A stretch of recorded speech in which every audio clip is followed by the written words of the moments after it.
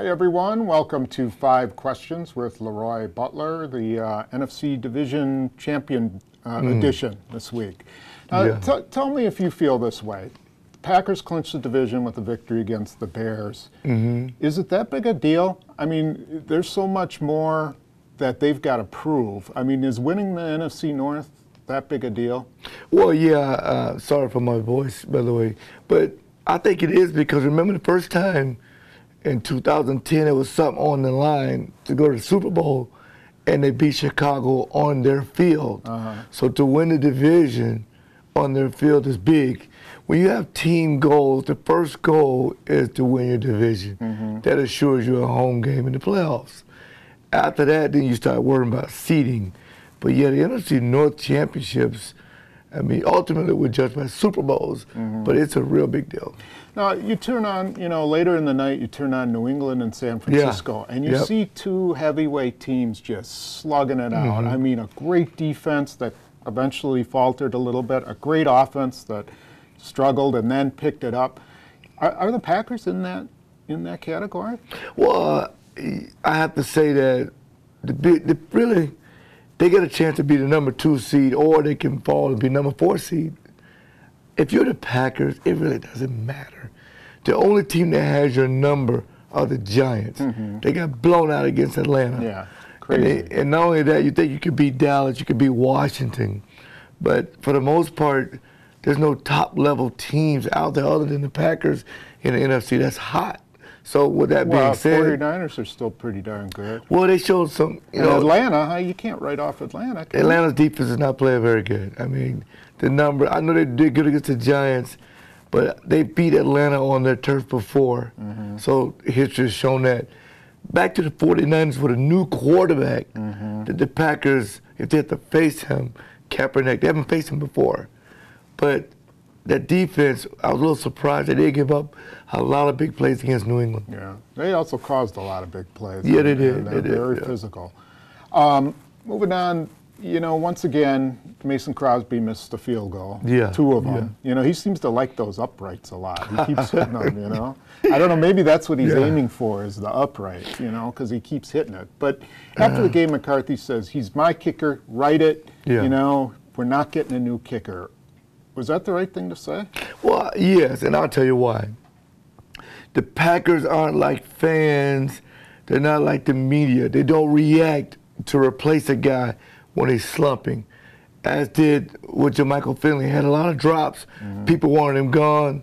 The last 3-4 weeks, he's played great. The Packers do something not a lot of organizations do. They give you a chance to succeed or fail.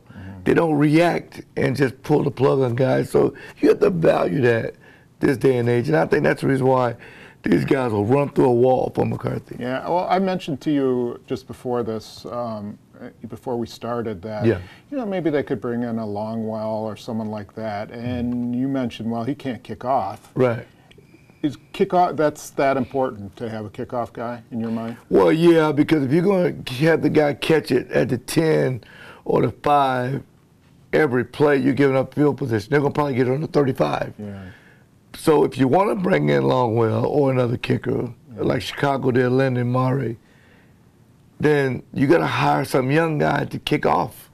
There's 2 roster spots for 1. We just got to hope that he turns it around. And for the most part, it may be, I know it was 8 straight weeks he's missed a kick.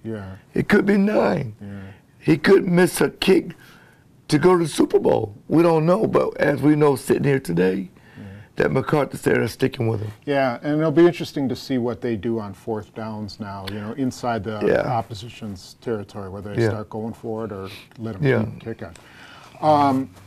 We saw the return of Clay Matthews, and he didn't wait very long to get a couple of sacks, and we're going to show how he and Mike Neal and B.J. Raji are really combining to be a force on that side. Were you surprised that, after missing 4 straight games, that he was able to come back and play like he did? No, he always plays well against the Bears. And I think he got that sack dance from you, right? Oh, yeah. I had some footage of you raising money to go to college, and you did those dances. I had that on YouTube, But here's the thing about that. Please stay tuned to X's and O's. They have enough people to block him. But his energy, and as you pointed out, when he puts his foot in the ground, he explodes past players. I think it surprises linemen how fast and physical he is. But I'm going to tell you something, having him in that locker room energizes the base of the whole team. They love the fact that he's in there.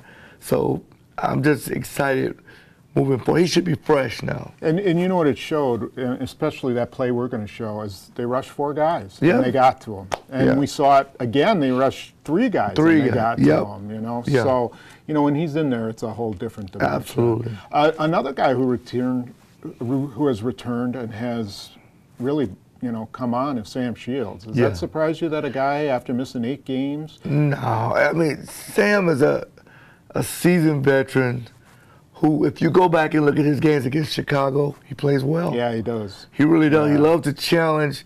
And the Green Bay Packers put him in a tough spot, Tom. He was man-to-man all day long with Jeffries, 6'5" guy.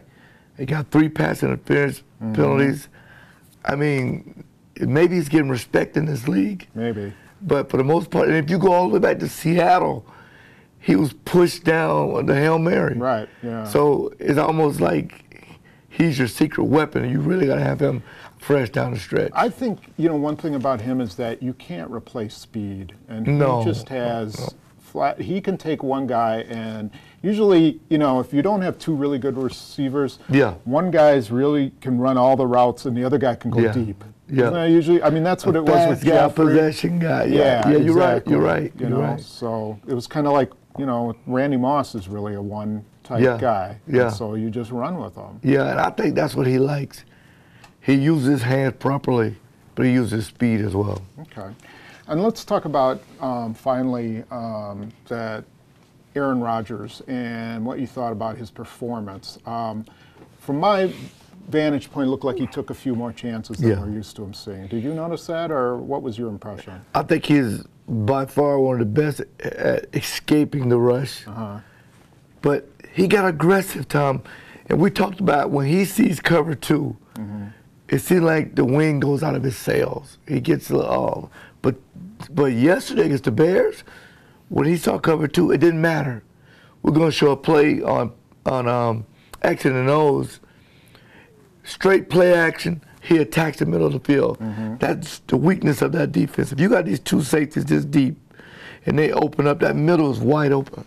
And he exploited it with 18, with 88 and 85. But making throws that I hadn't seen him make in the last couple of weeks. And the confidence to make those throws.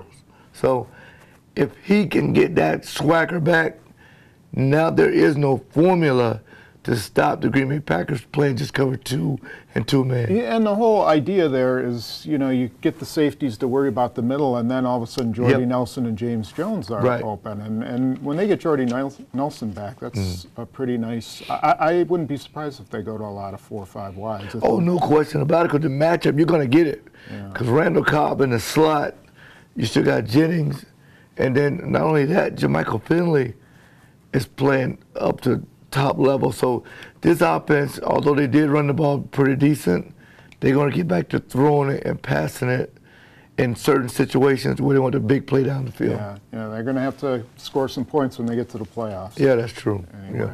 But thanks for joining us once again, and don't forget about X's and O's. And thank you to the Salvation Army doing the most good this holiday season. Those little guys ringing those bells, the Red Kettle, don't forget to put money in it. WJ Kuhn in Oak Creek for all your automotive needs, and CynicsMarket.com. You can go there and get my new cookbook. Thank you. See you next week.